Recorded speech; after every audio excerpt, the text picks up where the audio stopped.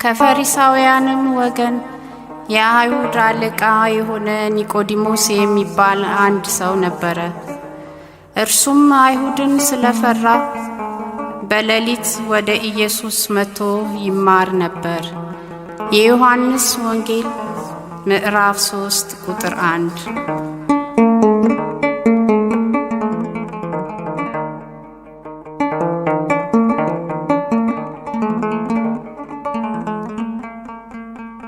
ልምጣ በሌሊት ልምጣ ልስማ በጽሞና ልምጣ በሌሊት ልምጣ ልስማ በጽሞና አንድ ቀን ጠንካራ አገልጋይ እሆናለሁና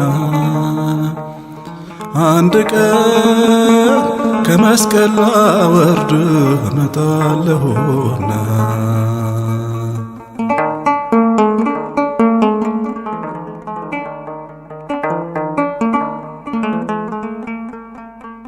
ሞት ተደፍሮ ነው የምትመለከው፣ ክፉ ታልፎ ነው የምትፈቀረው። የማይወድ ሰው የተረገመ ነው፣ ባንተ የሚያፍር እድሉ ባዶ ነው። ልምጣ በሌሊት ልምጣ ልስማ በጽሞና ልምጣ በሌሊት ልምጣ ልስማ በጽሞና አንድ ቀን ጠንካራ አገልጋይ እሆናለሁና አንድ ቀን ከመስቀል ላወርድ እመጣለሁና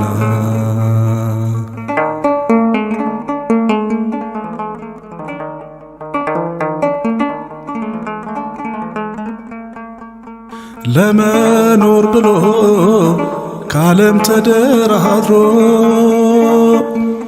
እንጀራን መርጦ መስቀልን ወርውሮ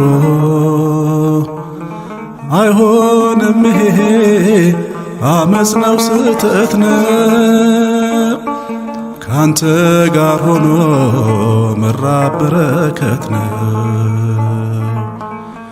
ልምጣ በሌሊት ልምጣ ልስማ በጽሞና ልምጣ በሌሊት ልምጣ ልስማ በጽሞና አንድ ቀን ጠንካራ አገልጋይ እሆናለሁና አንድ ቀን ከመስቀል ላወርድ እመጣለሁና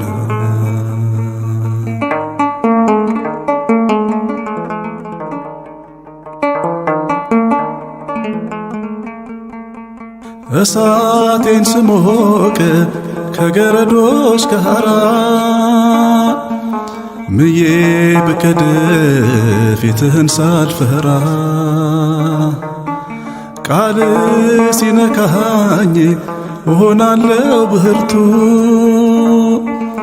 እመስለዋለሁ ጴጥሮስን በሞቱ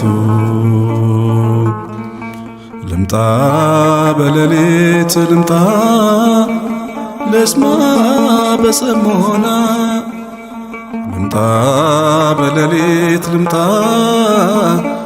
ልስማ በጽሞና አንድ ቀን ጠንካራ አገልጋይ እሆናለሁና አንድ ቀን ከመስቀል ላወርድ እመጣለሁና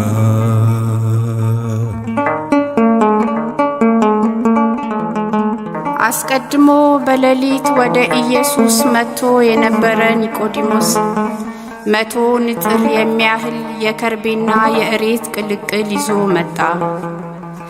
የኢየሱስንም ሥጋ ወስደው እንደ አይሁድ አገናነዝ ልማድ ከሽቶ ጋር በተልባ እግር ልብስ ከፈኑት።